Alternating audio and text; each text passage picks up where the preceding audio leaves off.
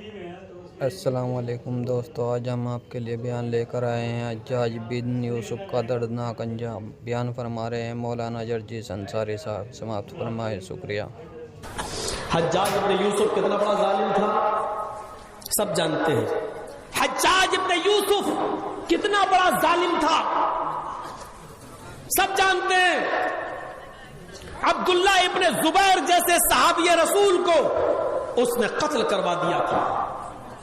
کون عبداللہ ابن زبیر؟ حضرت اسما کے بیٹے۔ کون اسما؟ حضرت عائشہ کی سگی بہن۔ کون اسما؟ محمد الرسول اللہ کی سگی سالی۔ سمجھ گئے رشتہ؟ سمجھ گئے نا؟ حضرت اسما کے بیٹے کون تھے؟ عبداللہ ابن زبیر۔ کون اسما؟ جب صحابہ اور صحابیات مدینے میں مکے سے ہجرت کر کے گئے تو سب سے پہلے مہاجرین میں ہجرت کر کے مدینہ جانے والیوں میں سب سے پہلے اگر کسی کے یہاں بچہ پیدا ہوا تھا مدینے پہنچنے کے بعد تو وہ حضرت اسما تھی، جنہوں نے ایک بچے کی ولادت ہوئی، جن کے پیٹ سے ایک بچہ پیدا ہوا۔ یہی عبداللہ ابن زبیر۔ کون عبداللہ؟ اسما کے بیٹے۔ کون اسما؟ عائشہ کی بہن۔ کون عائشہ؟ محمد رسول اللہ کی بیوی اور حضرت ابو بکر کی بیٹی، محمد رسول اللہ کی سالی۔ اسما کے بیٹے اسما نے لمبی عمر پائی تھی۔ 100 سال کی ہو جانے کے بعد بھی آنکھوں کی روشنی میں فرق نہیں پڑا تھا اور ان کی دانت میں ایک بھی دانت نہیں گرا تھا۔ اسما نے 100 سال کی عمر میں ان کا ایک بھی دانت نہیں گرا، ان کی آنکھوں کی روشنی بھی کم نہیں ہوئی، لیکن ہاں عمر کے زیادہ ہو جانے کی وجہ سے ان کی کمر جھک گئی تھی اور وہ لاٹھی لے کر چلا کرتی تھی۔ لاٹھی لے کر حجاج ابن یوسف نے بہت بڑے بڑے صحابہ کا قتل کروایا تھا، اپنے ظلم و ستم میں وہ مشہور تھا، اس نے قتل کروایا تھا۔ عبداللہ ابن زبیر کو بھی، اسما کے بیٹے کو بھی حجاج ابن یوسف نے قتل کروا دیا تھا، اور قتل کروانے کے بعد ان کی لاش کو کعبے کی دیوار پہ لٹکا دیا تھا۔ پھر اس نے اسما کو بلایا تھا، بڑھیا آ، تو کہتی تھی مجھے اپنے بیٹے پہ بڑا فخر ہے اور میرا بیٹا حجاج سے لڑتا ہے، آئے اسما آ، آئے بڑھیا آ، آئے محمد رسول اللہ کی سالی آ، آئے ابو بکر کی بیٹی آ، اور اپنے بیٹے کا انجام دیکھ لے، میں نے تیرے بیٹے کے ساتھ کیا کیا۔ اسما لاٹھی ٹیک کر آئی، لاٹھی زمین پر رکھ کر کمر جھکائے ہوئے آتی ہے، کہتی حجاج کہاں ہے میرا بیٹا؟ کہ تیرا بیٹا دیکھ وہ ہے کعبے کی دیوار پر لٹکا ہوا ہے، میں نے اس کو مروا دیا ہے، قتل کروا دیا ہے، دیکھ تیرا بیٹا کعبے کی دیوار پہ لٹکا ہے۔ اس نے کہا میرے بیٹے کے کپڑے مجھے دکھاؤ، دیکھتی ہے کہ میرا بیٹا کپڑوں سمیت لٹکا ہوا ہے۔ کہتی ہے حجاج تو کہتا ہے میرا بیٹا مر گیا ہے، میں کہتی ہوں کہ میرا بیٹا مرا نہیں ہے، میں نے کپڑے اس لیے دیکھے کہ جو کپڑے گھر سے پہن کر نکلا تھا انہی کپڑوں میں میرا بیٹا شہید ہوا یا نہیں؟ الحمدللہ میرا بیٹا انہی کپڑوں میں شہید ہوا۔ میں نے کپڑے اس لیے دیکھے کہ بہت سے لوگ جب جنگ میں لڑتے ہیں تو لوہے کی زرہ پہن لیتے ہیں تاکہ دشمنوں کا تیر نہ لگے اور میرے سینے کو چھلنی چھلنی نہ کرے۔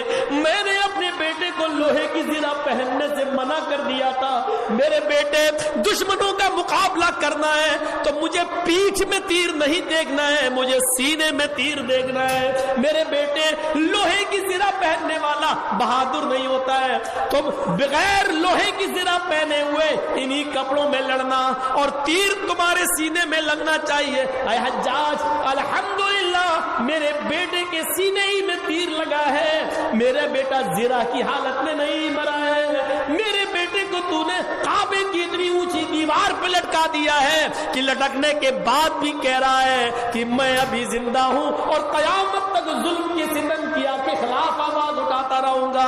اے حجاج دیکھ میرا بیٹا ابھی بھی للکار رہا ہے, ابھی بھی تجھے چڑھا رہا ہے, ابھی بھی تجھ کو للکار رہا ہے, یہ کہہ رہا ہے ابھی اس خطیب کے مرنے کا وقت نہیں آیا. دیکھ ابھی بھی حجاج کو غصہ آ رہا ہے. وہ سوچ رہا تھا کہ اسما پاگل ہو جائے گی, اپنے بال نوچے گی, اپنا سینہ چاک کرے گی, اپنے گریبان پھاڑے گی اپنے بیٹے کی جدائی میں. اس کے بعد اسما بہت روتی ہے, پھر بہت ہنستی ہے, پھر بہت روتی ہے. حجاج کہتا ہے اے اسما تیرا بیٹا مر گیا, چل تیری نظر میں شہید ہو گیا, الگ بات ہے, لیکن پہلے تو بہت زیادہ روئی, پہلے تو بہت زیادہ ہنسی اور پھر تو بہت زیادہ روئی. کیا معاملہ ہے, یہ کیا ہے؟ پہلے تو ہنستی ہے پھر روتی ہے. کہتی ہے حجاج اپنے بیٹے کو جب میں نے شہادت کی حالت میں دیکھا اور کعبے کی دیوار پہ لٹکا ہوا دیکھا تو مجھے بے ساختہ ہنسی آئی. میں اس لیے ہنسی, یہ میرے بیٹے کی خوش نصیبی ہے, اچھی موت ہے. اے حجاج میں اپنے بیٹے کی خوش قسمتی پر ہنس رہی ہوں اور روئی اس لیے ہوں کہ یہ میری بدقسمتی ہے. اے حجاج میری کوکھ سے, میرے پیٹ سے ایک ہی بیٹے نے جنم لیا ہے. اے حجاج یہ میری بدقسمتی ہے کہ اپنی بدقسمتی پہ میں رو رہی ہوں. اے حجاج اگر میرے 70 بیٹے بھی ہوتے, ایک جگہ آتا ہے کہ اگر میرے 1000 بیٹے بھی ہوتے تو میں 1000 بیٹوں کو آج کعبے کی دیوار پہ لٹکتا ہوا دیکھتی تو مجھے خوشی ہوتی. اے حجاج اپنے بیٹے کی خوش نصیبی پر اور اپنی بدقسمتی پر میں اپنی بدقسمتی پر میں رو رہی ہوں, اپنے بیٹے کی خوش قسمتی پر میں ہنس رہی ہوں اور اپنی بدقسمتی پر میں رو رہی ہوں کہ میں نے ایسا ایک ہی بیٹا پیدا کیا ہے.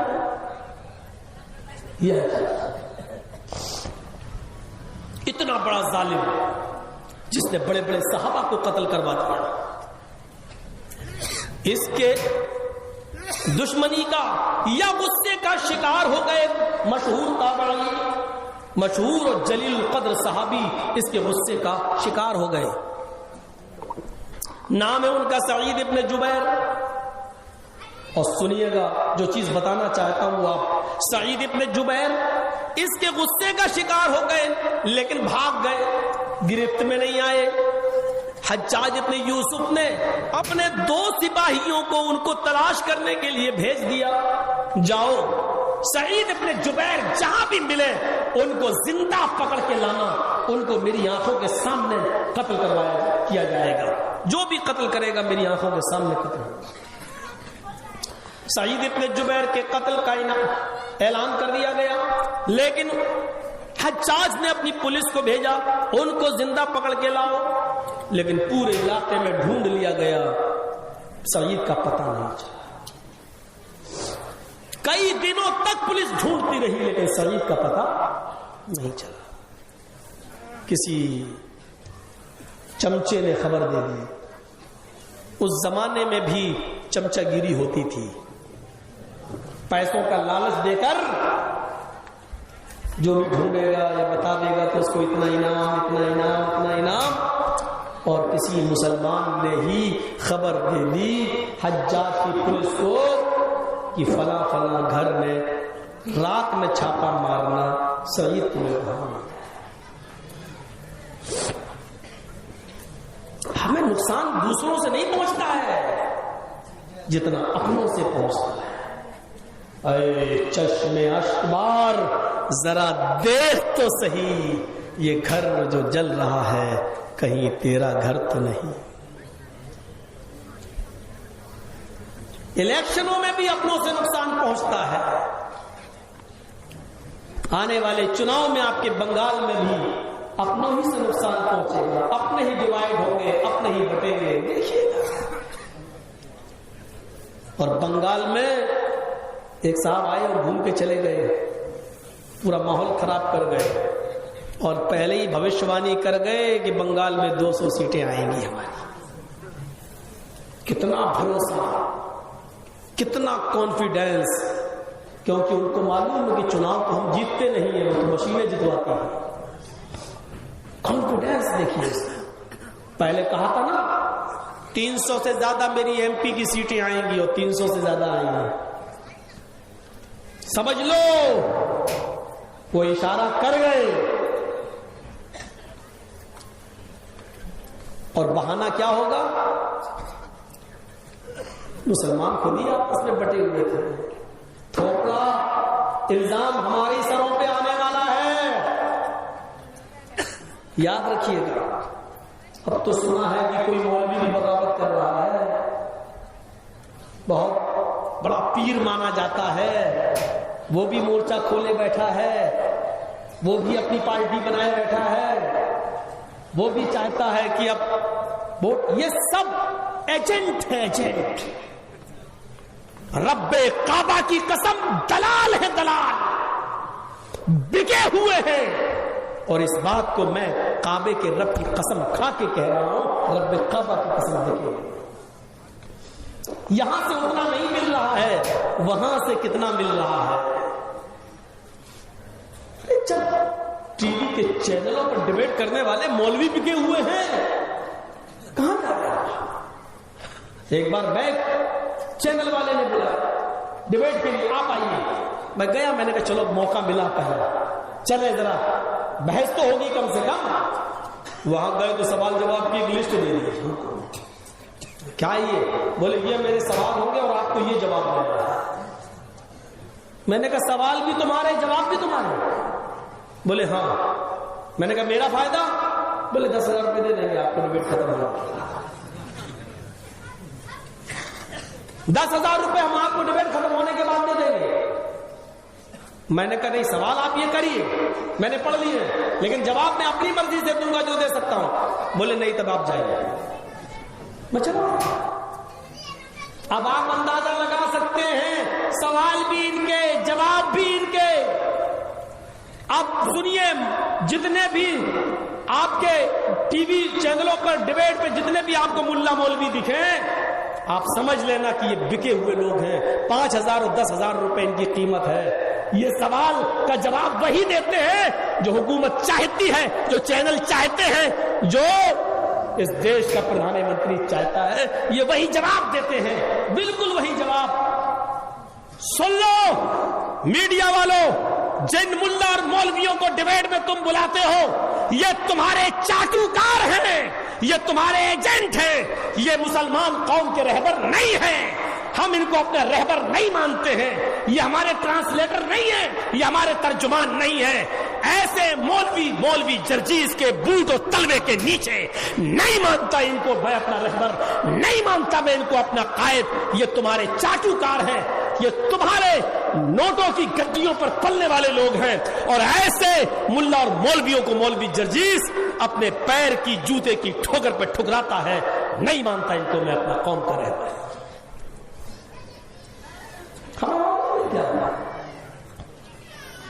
دیکھیے گا آپ کے ہاں گیم وہی کھیلا جا رہا ہے، وہی ننگا ناچ جو بہار کی سرزمین پر ناچا گیا، وہی ننگا ناچ ناچنے کی یہاں پر بھی تیاری ہو رہی ہے.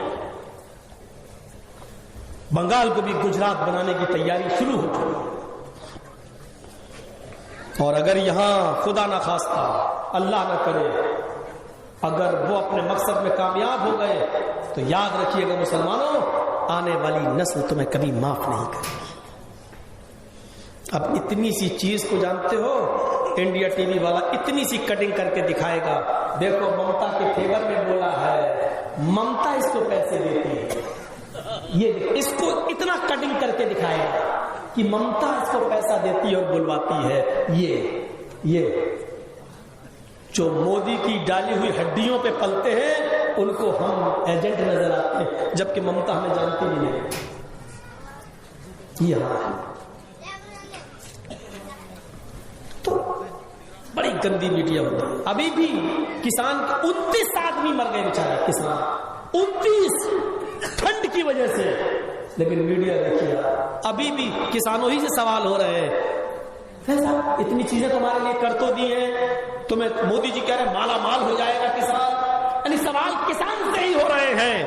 ارے جب کسان نہیں چاہتا ہے تو تم کیوں بل بنا رہے ہو؟ کسان نہیں چاہتا تو تم قانون کیوں لا رہے ہو؟ وہ کہہ رہے ہیں ہم نقصان میں رہنے دو، تم کیوں بنانے پر آمادہ ہو؟ جب وہ کہہ رہے ہیں ہمیں نہیں چاہیے، یہ تینوں بل ریجیکٹ کرنا چاہیے، انہوں نے ایک اور پتھر مار دیا ہے۔ کسانوں نے اپنا فیس بک چالو کیا، بند کروا دیا اس کو۔ ارے یہ تو لاکھوں لوگ دیکھیں گے، کروڑوں لوگ دیکھیں گے، بند کروا دیا اس کو۔ 3 ہی گھنٹے میں ساری اکڑ نکل گئی، 56 انچ کا سینہ 26 انچ کا رہ گیا۔ 3 گھنٹے میں اکڑ نکل گئی، فوراً کسانوں کا فیس بک چینل بند کرا۔ یہ صورت ہے۔ ایک مسلمان مخبر نے مخبری کر دی، پولیس کو بتا دیا، یہ ہوتا ہے، چند روپیہ مل جائے گا۔ رات کی تاریکی میں ان پولیس والوں نے اسی گھر پہ چھاپا مارا اور سعید ابن جبیر گرفتار کر لیے گئے۔ پولیس نے حجاج ابن یوسف کی پولیس نے حجاج ابن یوسف کو گرفتار کر لیا۔ گرفتار کرنے کے بعد اب اس کو حجاج نے کہا تھا زندہ اس کو میرے سامنے لانا اور میرے سامنے ان کو قتل کیا جائے گا۔ یہ پولیس والے اس کو حجاج کے سامنے لے جانا چاہتے ہیں، لیکن سفر لمبا ہے۔ سعید ابن جبیر بہت دور ملتے ہیں، وہاں سے کم 3-4 دن کا راستہ ہے حجاج کے پاس پہنچنے کا۔ سعید ابن جبیر کو وہاں لے کے جایا جا رہا ہے۔ رات کا اندھیرا ہوتا ہے، جب پولیس والے تھوڑا سا آرام کرتے ہیں کہ میں 1-2 گھنٹے آرام کروں گا، دوسرے پولیس والے جاگتے ہیں، میں سعید پر نظر رکھے ہوئے ہوں۔ کئی جب تھک جاتے ہیں تو سعید ابن جبیر دیکھتے ہیں کہ پولیس والے آرام کرنے لگے ہیں، تو یہ وضو بناتے ہیں اور نماز پڑھنا شروع کر دیتے ہیں، کیونکہ سعید ابن جبیر کو معلوم ہو چکا اب حجاج ابن یوسف ہمیں قتل کر دے گا، اب میں بچوں گا نہیں۔ یہ نماز پڑھتے ہیں، دن میں روزہ رکھتے ہیں، 5 وقت کی نماز پابندی سے پڑھ رہے ہیں اور رات میں تہجد کی نماز بھی پابندی کے ساتھ پڑھ رہے ہیں۔ پولیس والوں کے ساتھ بہت اچھا اخلاق سے پیش آ رہے ہیں۔ ان پولیس والوں کو رحم آ گیا۔ 2-3 دن کے بعد ان پولیس والوں نے سوچا سعید تم بہت نیک انسان ہو، اور اگر ہم نے تم کو حجاج کے حوالے کر دیا، حجاج کے حوالے کر دیا تو حجاج تمہیں قتل کروا دے گا، تو تمہارے قتل کے ذمہ دار ہم بھی بن جائیں گے۔ ایک نیک آدمی، ایک نمازی آدمی، ایک تہجد گزار آدمی، ایک با اخلاق آدمی مجھے میرے وجہ سے قتل کر دیا جائے، اچھا نہیں لگتا۔ آئے سعید ایک کام کرو، ہم نہیں تو تمہیں پکڑائے۔ وہ سارے پولیس والے آپس میں مشورہ کرتے ہیں، حجاج کو تو معلوم نہیں ہے کہ ہم نے اس کو پکڑ لیا ہے، تو کیوں نہ میں سعید ابن جبیر کو چھوڑ دوں اور ان کو بھاگ جانے دوں، رہا کر دوں، اور حجاج کے پاس جا کر کہہ دوں کہ وہ ہمیں ملا ہی نہیں ہے، ہم نے بہت ڈھونڈا ہمیں ملا ہی نہیں ہے۔ سارے پولیس والوں نے مشورہ کر کے حجاج کو سعید ابن جبیر کو چھوڑ دیا۔ اے سعید تم نیک آدمی ہو، تمہاری عادت میں نے دیکھ لی ہے، تم مجرم نہیں ہو، جاؤ میں تمہیں چھوڑ رہا ہوں۔ دیکھو یہ رات کا اندھیرا ہے، چپکے سے تم اس جنگل سے ہوتے ہوئے نکل جانا، اور رات ہی رات میں اگر بارڈر کو کراس کرنے میں تم کامیاب ہو گئے تو ہو جاؤ گے، اور نہیں ہو پائے تو پوری رات کسی جنگل میں گزار دینا، اور رات میں پھر آئے تو اندھیرے کا فائدہ اٹھا کر رات ہی میں کہیں جانا اور حجاج کی مملکت سے، اس کی سلطنت سے باہر نکل جانا، اسی میں تمہاری بھلائی ہے۔ سعید ابن جبیر نے کہا پولیس والوں سے شکریہ، آپ کو اللہ جزائے خیر دے، آپ نے مجھے چھوڑ دیا۔ سعید ابن جبیر نے ان کا شکریہ ادا کیا، سارے پولیس والوں سے معانقہ کیا، گلے مل لیے، ہاتھ ملا لیا، اور وہ جانے لگے۔ جب سعید ابن جبیر جانے لگے تو 1 کلومیٹر یا 2 کلومیٹر ہی دور گئے ہوں گے کہ اچانک ان کے ذہن میں سوال آتا ہے، اے سعید تم تو جا رہے ہو، جس مخبر نے میری مخبری کر کے ان پولیس والوں کو بتا دیا کہ میں کس کے گھر میں چھپا ہوں، اس مخبر کو اچھی طریقے سے معلوم ہے کہ میں نے جب بتایا ہے تو پولیس والوں نے سعید کو گرفتار کر لیا ہے۔ اگر یہ پولیس والے حجاج کے سامنے اگر یہ کہتے ہیں کہ مجھے سعید نہیں ملا، اور اس مخبر نے اگر ان کو بتا دیا کہ نہیں انہوں نے گرفتار کر لیا تھا، یہ تمہارے پاس لا رہے تھے لیکن راستے میں چھوڑ دیا، تو میں تو بچ جاؤں گا، لیکن حجاج ابن یوسف ان دونوں پولیس والوں کو مار دے گا، ان کو قتل کر دے گا۔ इनकी गर्दन उड़ा देगा। जब सईद मिल गए थे तो तुमने इनको छोड़ क्यों दिया?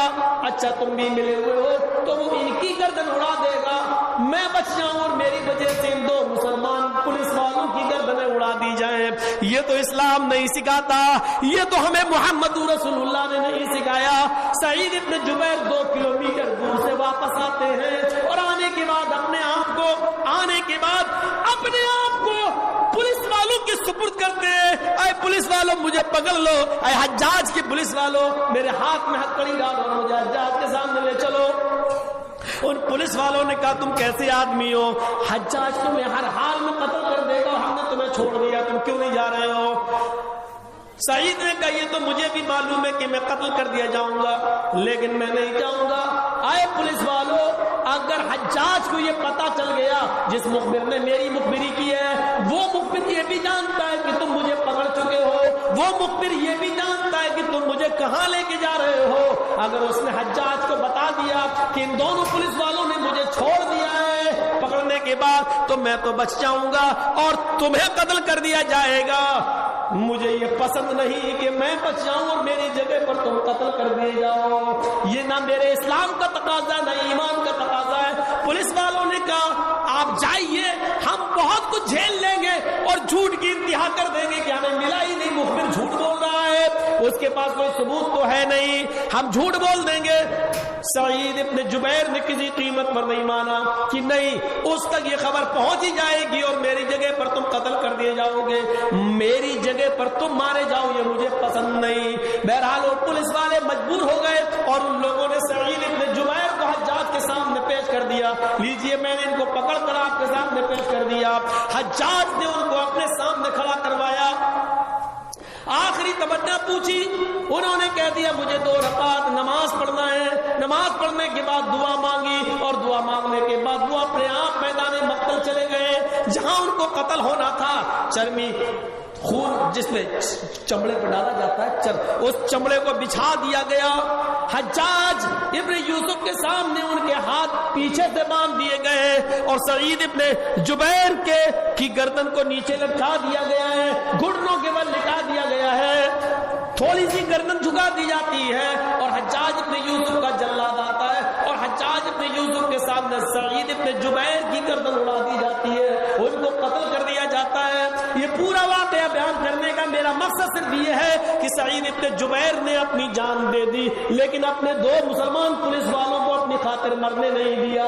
ये एक मुसलमान का जज्बा होता है। इस्लाम लाने के बाद यही जज्बा हमारे अंदर पैदा होना चाहिए, यही जज्बा हमारी सोसाइटी में आना चाहिए।